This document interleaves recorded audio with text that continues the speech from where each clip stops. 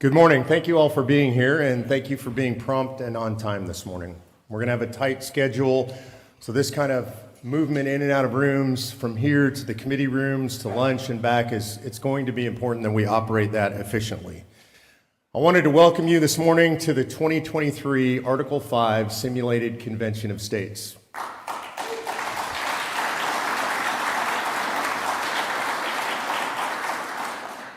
It's a truly historic endeavor. For those of you who were here last night, thank you for being here, for your attention, for listening to Patrick Henry, and for having him help us set the stage for what you're about to do. What you're about to do is unlike any other meeting. If you've never been to a simulated convention before, you haven't been through this experience, this will be unlike anything you've ever done before. This is not just a convention or a gathering or a social event or an educational event. You are making history during this event. I hope that you will keep that in mind. I expect that what we will see is what we saw at the 2016 simulated convention, which is we saw good people come into a room and rise to the level of great statesmen and stateswomen. America will be watching. People who support what we're doing out across the country, over 5 million folks who have signed up in support of calling a convention of states, will be watching. And people who oppose the process will be watching. The process itself, the convention itself, are entirely nonpartisan endeavors. This is not a policy discussion. This is a discussion about where the appropriate authority in the United States of America under our Constitution lies. Does it lie with the people and the states, or does the fundamental authority in the United States of America, the majority of authority, lie with the federal government? I think most of us who are in this room would agree with the answer that it lies with the people of the United States and their representatives in the states. The federal government was always intended to be a government of limited, enumerated powers. Today, the federal government is a government of unlimited, essentially unenumerated powers, largely the effect of an overreaching government for decades, over a century at least, and a Supreme Court that rubber stamps and encourages that encroachment on state authority and the sovereign authority of the people of these United States. So today you will enter into solemn and serious debate about amendments which might be proposed to be sent to the states for ratification in order that we might restrain that federal government and once again put it back within the bounds of the United States Constitution. I would like, just for a moment, just as an experiment, could you raise your hand if you were here at the simulated convention in 2016? I would appreciate that. Thank you for your participation in that event, and thanks for being here again, and hopefully some of you can help lead the way in committees and discussions among your colleagues. There are those out there on both sides of the aisle who oppose what we're doing. We know about the supporters, but there are opponents on both sides of the aisle too. They fear the idea of a runaway convention. We hear this from Democrats and Republicans, liberals and conservatives. In responding to them, I would like to be direct, if perhaps a bit harsh. And in doing so, I will quote one of my favorite founding fathers, and that is Sam Adams. Sam Adams, in dealing with the people and talking about the people who opposed the fight for liberty, said this: "If you love wealth better than liberty, if you love the tranquility of servitude better than the animating contest of freedom, then go home from us in peace. We need neither your counsel nor your arms. Crouch down and lick the hands that feed you, and may posterity not remember that you were our countrymen." There's humor in that, but there's a very serious attitude in that. You are leaders in the fight for liberty in the United States of America, and that liberty is indeed being lost. And anytime we engage in a war, anytime we engage in a fight, we have to measure the risk in that fight. And you're here because you're serious people who have made that measurement within yourselves and made your own decisions about what the appropriate things are to do in this time of tribulation in our country. Winston Churchill said, "If you won't fight for right when you can easily win without bloodshed, if you won't fight when your victory is sure and not too costly, you may come to the moment when you'll have to fight with all the odds against you and only a precarious chance for survival. There may even be a worse case. You may have to fight when there is no hope for victory, because it's better to perish fighting than to live as slaves." To the men and women in this room, you have my eternal gratitude because you have chosen to fight when there is still, in my opinion, a very good chance for victory for the United States of America. It is time that we pursue that victory with all due vigor, and that is why we're here today.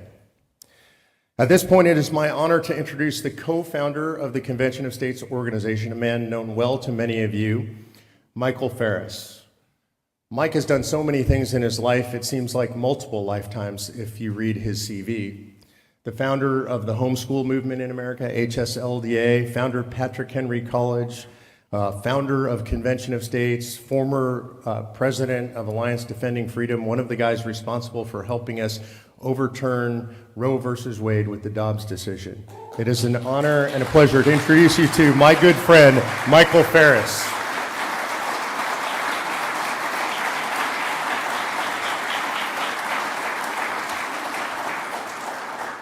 Good morning. It is wonderful to be with you here in historic Williamsburg. I have a little personal history that just came to mind 30 seconds ago.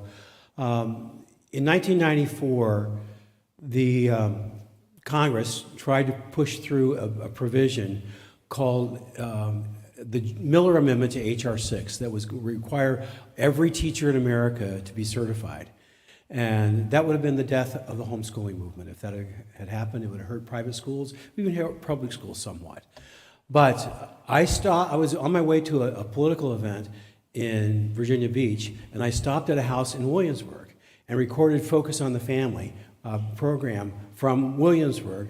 And Dr. Dobson sent that program out, and I was told later that 3 million people called Congress to oppose H.R. 6. The Focus on the Family broadcast was a material part of that. It wasn't the whole thing, it was a material part of that. And so the fight for liberty, for me personally, I have a Williamsburg connection, but what I want to focus on for just a second is Williamsburg was really the first home of self-government in the New World.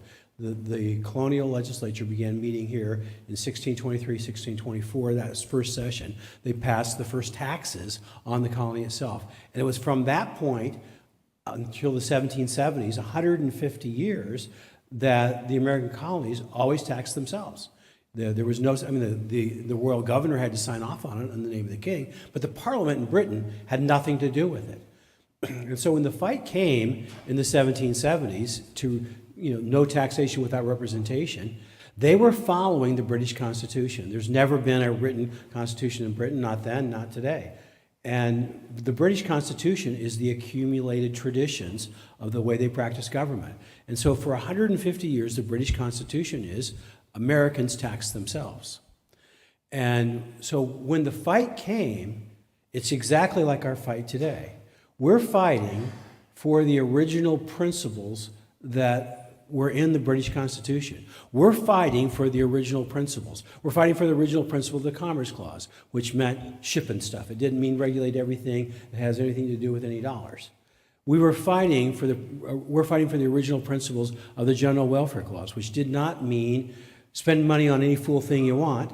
It meant when you spend money, you have to do it. It was a limitation on power, that it had to be not for some special interest, not for some, thing that the senator wants to bless his home district with a particular road or something. It had to be for the general welfare of the whole country. And so we're fighting to restore the general principles of our Constitution, just like in 1776, they were fighting to keep the principle that Americans tax themselves. No taxation without representation. Why? Because that is the moral principle that lies behind all government. And they got it right when they said, we are endowed by our Creator with certain inalienable rights. Among these are life, liberty, and the pursuit of happiness. And for this reason, governments are instituted among men. So the reason we want to have limited government, which is mainly the focus of what we're doing here, how do we limit the federal government? The reason for limited government is more freedom. When government makes the choice, you don't get to make the choice. When you make the choice, you have freedom. We want to increase freedom by limiting the power of a government to make too many choices in our lives. And so that's what you're about. Thank you for being here. Thank you for all you do. And I really agree with what Mark said last night. I think this really will be looked at as the Annapolis Convention of this generation. So God bless you. Thank you for being here.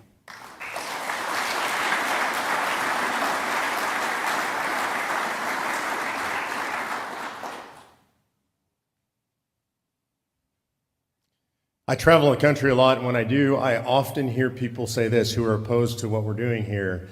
There are no Patrick Henrys and Sam Adamses and Madisons and Washingtons any longer. And I look out in this room, I see an audience full of people of that caliber.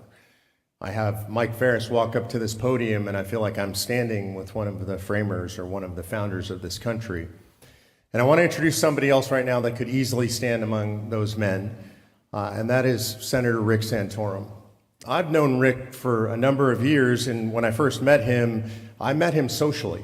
And so, you know, as a political guy, I never really knew Rick politically. Rick and I were hunting buddies and fishing buddies through a mutual friend, Foster Freese, long before we knew each other politically in any way. And so I had a chance to know the man before I knew the public man, the political man. You know, a lot of times when you get to meet the man and you see the political man or woman and you meet the real person behind the scenes, you find out there's a very big difference between those people. There's the image, there's the veneer, there's the public presentation, and then there's the real person behind the scenes when you sit down with them. I think the highest compliment that I could pay to Senator Santorum is the man that you saw on the presidential campaign trail, the man that you saw in Congress fighting for the right to life when almost nobody else would do that publicly, is the same man that you talk to if you sit down and have a cup of coffee with him over breakfast. And there are people that you will meet in your lifetime and you think this is a truly great man or a truly great woman by their accomplishments, by the things that they've done publicly. But I think the most extraordinary accomplishment is when you meet somebody that has accomplished truly great things in their life, and they're also truly a good person. And so it is my honor and privilege to introduce Senior Advisor to Convention of States, a great man and a good person, Senator Rick Santorum.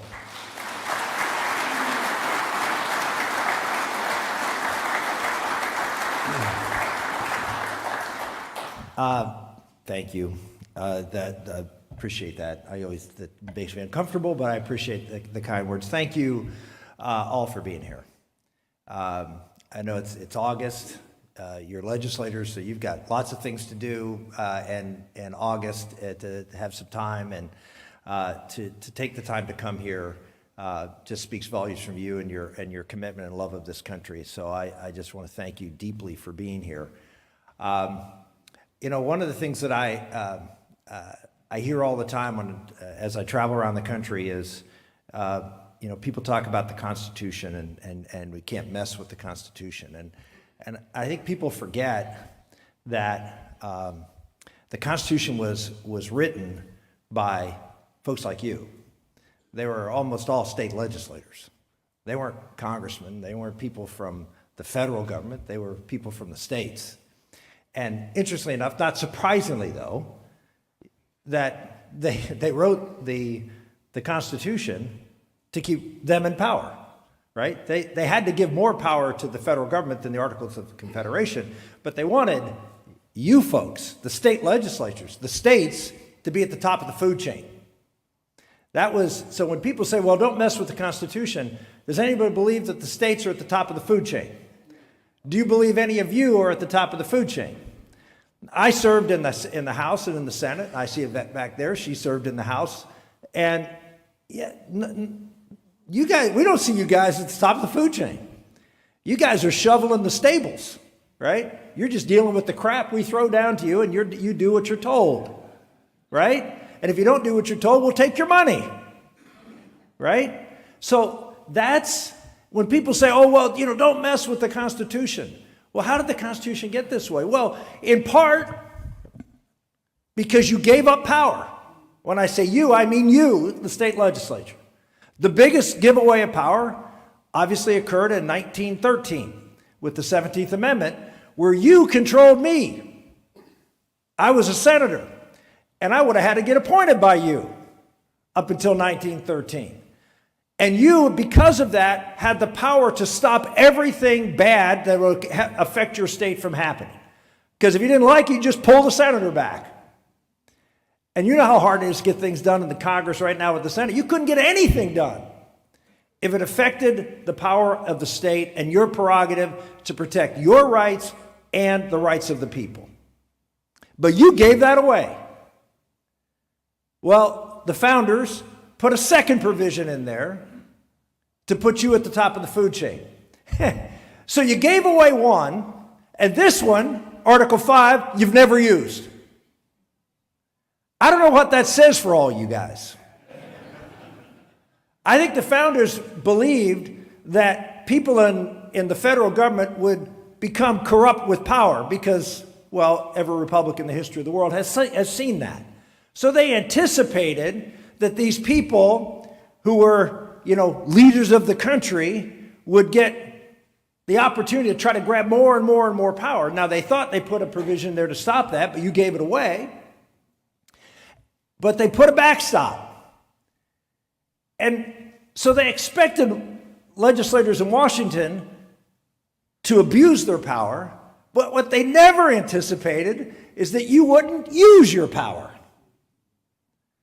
And so I guess I'm just here to encourage you to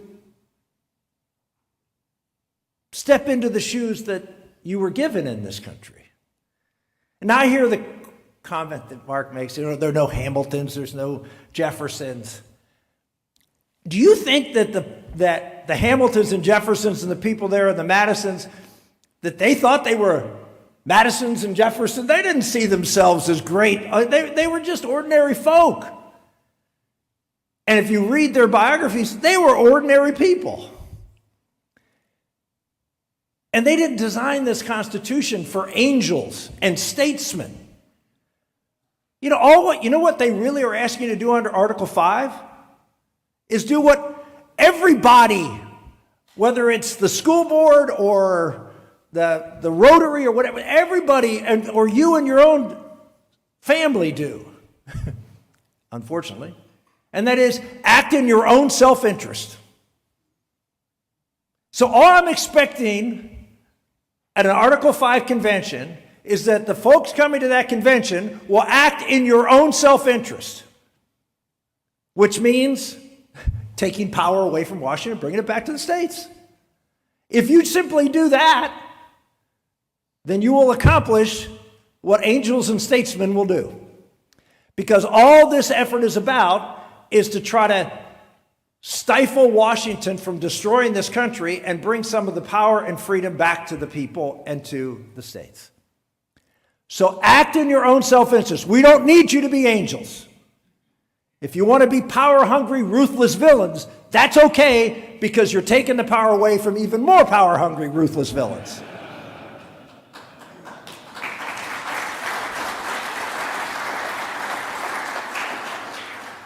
So I understand people have concerns about this, and I get it. And I'm excited that you will be, over these next few days, will put to rest, in some respects, how a convention like this would operate, and you'll have the opportunity to share that with your colleagues when you get home. This is an important thing for the country. I've spent the last 40 years in politics. I know, I don't look that old, but I have. I've 40 years in politics and over 30 in elected politics and running for elected politics. And people ask me all the time when I travel around the country, because, why are you still doing this? And my question is because when I get up in the morning, I look myself in the mirror and I see a country that over the past 30 to 40 years has gone to hell. And unlike most of you here, I was actually in a position to do something about it. And I failed. Now I failed pretty miserably in most cases. And you can say, well, you tried, you passed this and you fought for this and you ran for this and you talked about these things. I'm not a person of the left. I don't believe in participation trophies.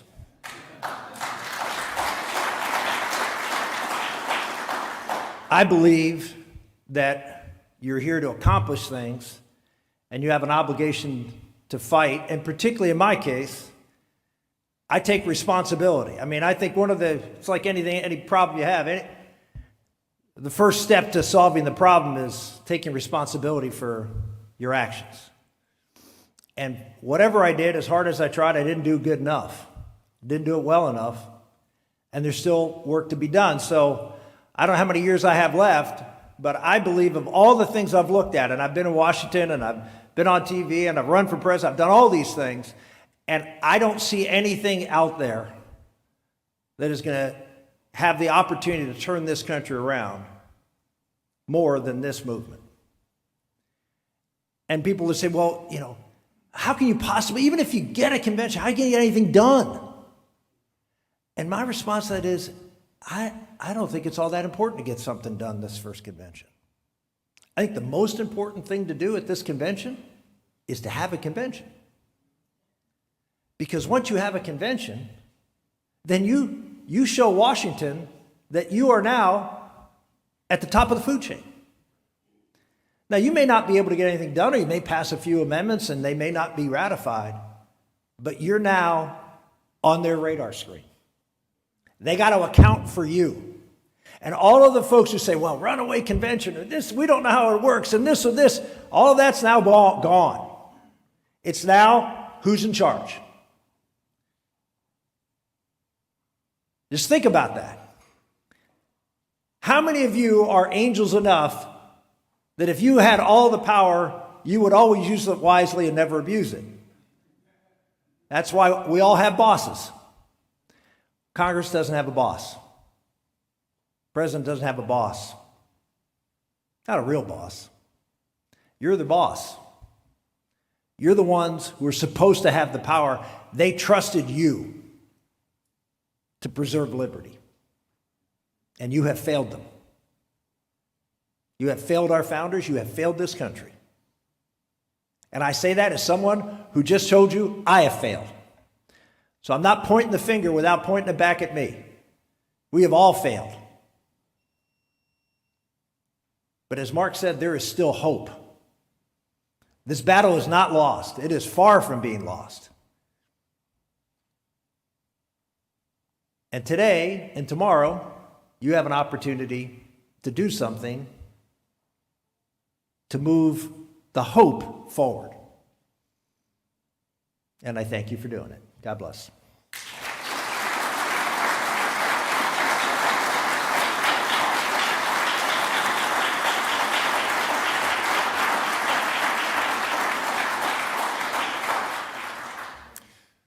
Okay, time to get to the business of the day. So first of all, take a minute to familiarize yourselves with the binder that you find on your desk. This will give you all the process and procedure and timing of the day. The way this is going to work is we're going to start with a roll call. Roll calls are always taken by state. So anytime you're going to be voting, the state chairperson will announce the vote for the state after canvassing your own delegation and ascertaining the majority vote. If you want to address the president during the convention, please rise from your seat and wait to be recognized. Our pages will use state signs to help the president identify you by state and who wants to speak. At this point, I would like to identify the people who are going to be on stage and are going to be serving in an operational capacity today. First, I'd like to introduce and have come to the podium, please, Robert Kelly, the Secretary and Committee Advisor. Robert, please join us. Next, CJ Calvin and Sean Payne, parliamentarians and committee advisors. Both of these gentlemen are attorneys and also registered and certified parliamentarians. Mike Farris, Rita Peters, and myself will also be available to assist you as needed. Dave Schneider will be serving as our Sergeant at Arms. To give you a little more detail, we've got lunches will be delivered right outside the committee rooms, and so we're going to do working lunches because we're on a limited time frame here. You can continue your work during lunch, and that's at the discretion of your committee chairs. At this time, we're going to turn the convention over to you, the commissioners, and to the officers and the officers to come of this convention. At this time, it's my honor to introduce Representative Ken Ivory of Utah, past convention president and temporary president under our rules. Representative Ken Ivory.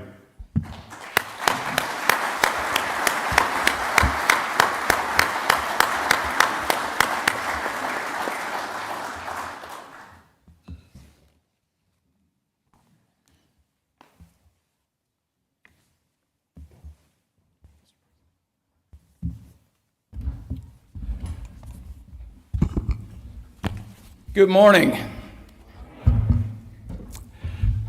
6 years ago, we talked about the winds of change were about to blow. And in 6 years, we've had a lot of change, and I think the winds have been maybe more like a hurricane. In 6 years, national debt has gone from 19 trillion to 33 trillion. That's on our children and our grandchildren. In 6, 7 years. In 7 years, we've gone from a government that was functioning as it was to we now operate by administrative fiat and executive order, almost entirely. We had recently a 155-page opinion from a judge that announced that our government was shutting off the speech of the people. And the judge ended with a quote from Harry Truman: "Once a government is committed to the principle of silencing the voice of opposition, it has only one place to go, and that is down the path of increasingly repressive measures until it becomes a source of terror to all its citizens and creates a country where everyone lives in fear."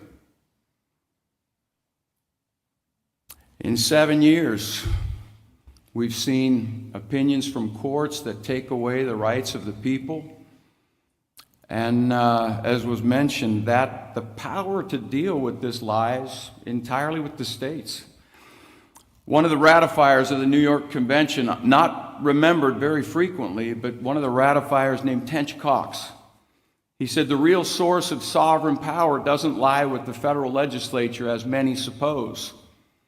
The real source of sovereignty lies with the legislatures, because they have the power of altering and amending the Constitution, and that is the real source of sovereignty. If 2/3 of the states call the convention and 3/4 ratify, it becomes part of the convention without any interference from Congress." He says that's the real source of sovereignty. But I'll take that one step further, because we have a boss. We were sent here by the people that are suffering from 33 trillion in debt, that are suffering from the fact that interest is now the single largest expense in the federal budget. The federal budget. They haven't had a budget since we've had iPads and iPhones. But it's the single largest expense in the federal operation, and it's growing exponentially with interest rates increasing. We have a boss that has sent us here, the sovereign people. This is the only nation in the history of the world that stands for the proposition that the people are sovereign. And so as we get to work, I want to help you memorize the Constitution right now in the next 30 seconds. You ready for this? Constitution can be boiled down to 4 simple words. If government, which government? We have a sovereign people that did not delegate all power to government. In fact, they delegated very few power to government. And the 9th Amendment tells us everything else is reserved to the people. If government, was that power delegated to any government at all? It's a critical question that we have to ask ourselves. The second question is, if it was among those very few powers that were delegated to government, which one? Was it delegated to a government far away, less accountable, less transparent? Or was it kept to a government close to home? More transparent, more accountable, where the people's voice really matters. They could show up at the doorstep. They could show up at the Capitol, and you've all seen it. People that show up right at the Capitol, and they can change the things that affect their life, their liberty, their property. That's how this system was meant to operate over a large extent of country. But we have a machine that's out of balance. Doesn't matter who drives the machine anymore. Doesn't matter if they drive the machine to the left or drive the machine to the right. The machine is blowing smoke. It's losing parts. It's time to put the machine in the repair shop and change the oil, tune it up, so we got another 245 years to go on this machine. George Washington made the statement, if in the opinion of the people, the distribution or modification of the constitutional powers are ever in any particular wrong, let it be changed by an amendment in the way the Constitution designates.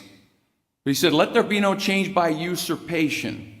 For though in one instant that may be the instrument of good, it is the customary weapon by which free governments are destroyed. We're right at that point. And so now it is absolutely the time that we rally to be leaders among leaders. And that's the opportunity we have over the next 2 days to work on this. As we get busy and as we get working on this, I want to take just a second. We need to thank Mark and Patty Meckler. Would you please join me in thanking them?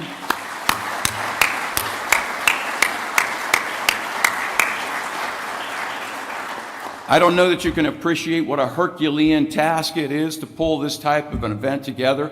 Rita Peters, I don't think she sleeps.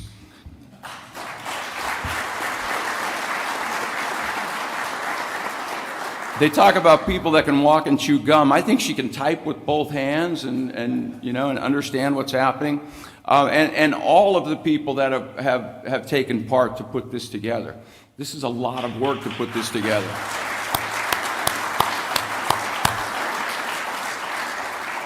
And lastly, I want to thank you.